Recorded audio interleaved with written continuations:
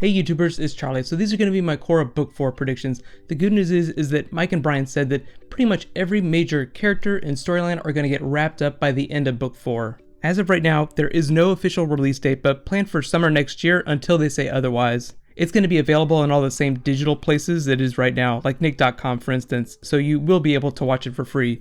But let's get going. So these are going to be my top 10 predictions. Careful for spoilers if you haven't seen the episodes yet. I'll wait just a sec. Okay, number 10, there will be no Korra at San Diego Comic-Con next year.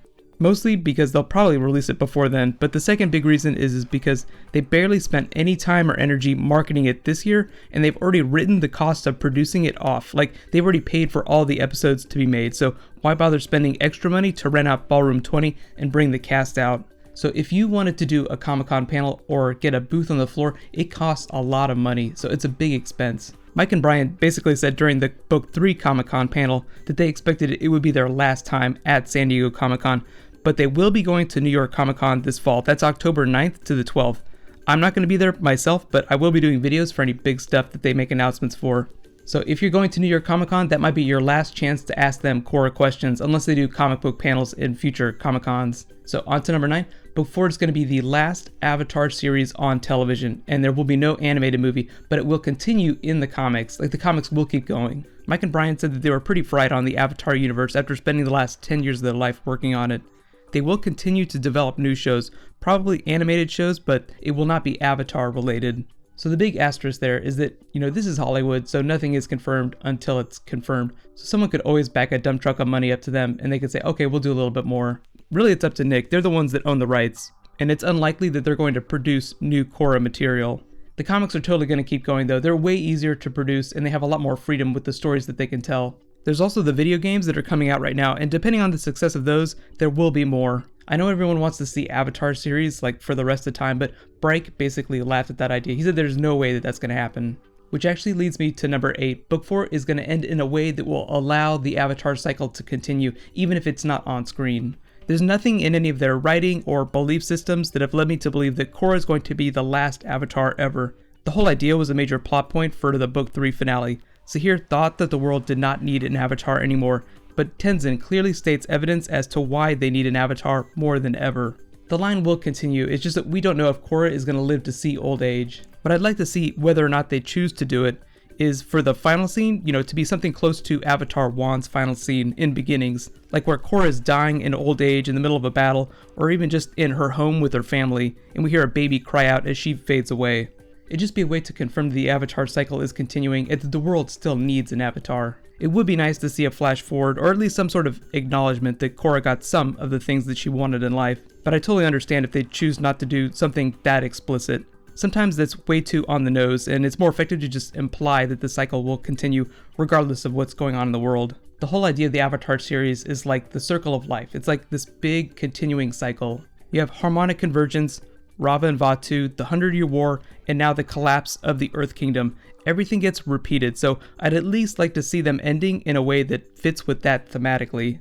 But on to number 7, Jinora is going to walk a much more enlightened path than Aang and Korra ever did. I don't think that they're going to copy and paste Aang's character development onto her, even though she looks a lot like him in the finale. But she is a child burdened with the leadership of the Air Nation, so you can't help but point to Aang. The difference is that she has Aang's high level of spirituality with Korra's gung-ho attitude, so she has like all their best qualities.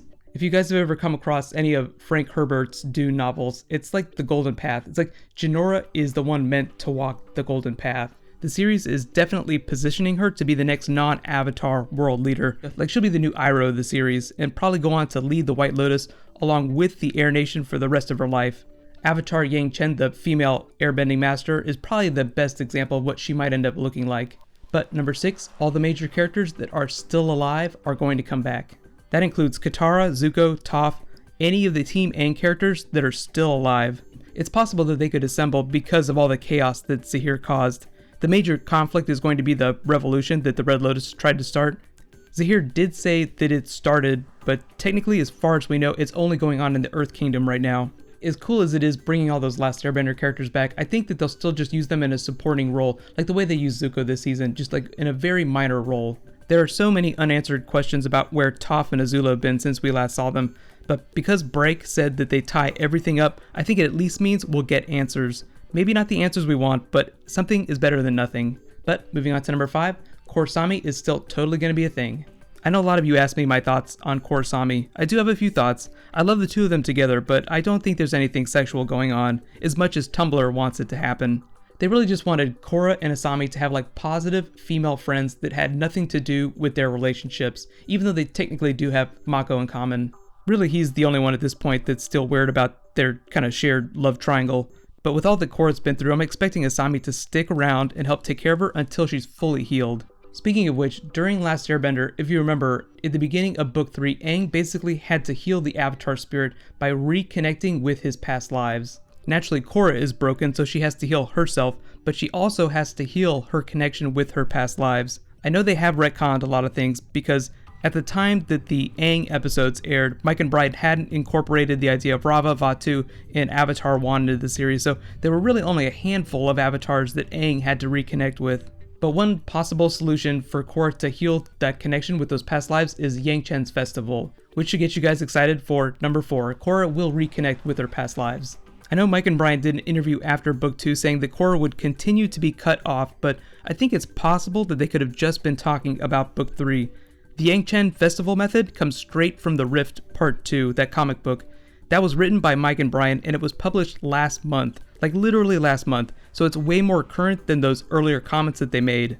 It's possible that whenever they said that Korra was going to be cut off for forever, that we were just taking them too literally, like they were trying to tease something and we just misinterpreted it. But what is Chens Festival? This is actually where it gets more exciting. It's an air nomad festival started by Avatar Chen, the female airbender that I said that Jinora is going to resemble. So the airbenders are back now, just like Jinora said in the finale, so naturally they're probably going to try and bring back Chens Festival, which of course gives Korra that back door for reconnecting to her past lives. Chen basically started the festival as a way to uphold a treaty with the ancient spirit of old General Iroh. It's not the Uncle Iroh that we know, someone who is way older. But the festival continued after her death as a way for the Air Nation to honor her achievements. So they really don't go into the physics of how Chens Festival helps, the Avatar reconnect with their past lives, but I'm just going to take them at their word. But number 3, none of the previous villains are going to make a big reappearance in Book 4. Like they're not going to be a big part of the problem. Zahir is not going to escape and be the big bad again. Unalaq and Amon are dead, and the Red Lotus is still around, but I don't see them being the big bad. I think the real villain is just going to be the chaos itself. And the air nomads, as Tenzin said, will just travel from nation to nation to help make things really zen again. Also, really important, we have to remember that Varrick is developing high-speed rail, and I think that's going to have something to do with bringing all the nations together. I think part of healing the world is bringing it closer together, and the fastest way to do that is to create high-speed transit. It's like the advent of the internet, just making the whole world smaller. It's like, because of the internet, I can post a video on YouTube about Avatar and instantly all around the world, everybody can watch it at the same time. So I think that Jinora and the Air Nation will be like the spiritual solution and Varrick is going to be the practical solution. Plus, if he can establish a monopoly on shipping, he can get even richer, which sounds like something he would totally do. He gets rich and gets to help people, although the part about helping people he probably doesn't care about so much. He'll take whatever he can get. But number 2, things are going to move closer to a worldwide democracy. The nations will all continue to be separate, but I think the things that Suyin talked about while they were still with the Metal Clan will start to spread, like her ideas. The ideas for equal representation. So when you look at all the nations of the world, like all the bending tribes, really like the last holdout in terms of having a monarchy is the Fire Nation right now, which is basically where Zuko's daughter comes back in. I'm interested to see how she reacts to the idea of democracy. Thus far in the series, the Fire Nation has been conspicuously absent, with the exception of Zuko's grandson, Iroh. He's a general in the United Forces, so technically the Fire Nation did not contribute any help in Books 1 and 2, or at least that we saw. So I think that in Book 4, we might see them trying to convince the Fire Nation to be more like England in real life. The royal family in Great Britain passed a lot of their legislative power onto the government. Nowadays, the royal family is more of a figurehead, and the day-to-day job of running the country falls on the government. So maybe the Fire Nation will start moving towards this. But onto my number 1 prediction, Azula will also be back. She hasn't been confirmed dead, and the last time we saw her was during the Search comic, and she was traveling with Team Aang. She was still totally nuts, but just like Toph, I at least think that we'll see her in a flashback. Think of it as like a Harry Potter thing. It opens at the close. I feel like all the big characters will be around in the final moments. Think about it this way. You start with everyone together, then circumstances push them apart all over the world, and then eventually circumstances start pulling them back together by the end of the story. Logically, the way for Mike and Brian to close the Avatar book would be to bring the old characters and the new ones all together again. I feel like that's the perfect situation, but of course the alternative is that, all-out mass hysteria and war could bring everyone back together too. Azula could totally try and seize on all the chaos as a way to usurp the throne. She does still have a legitimate claim, and at this point, she's a bit younger than Zuko, so he's a pretty good fighter, which means that she's also probably still a pretty good fighter.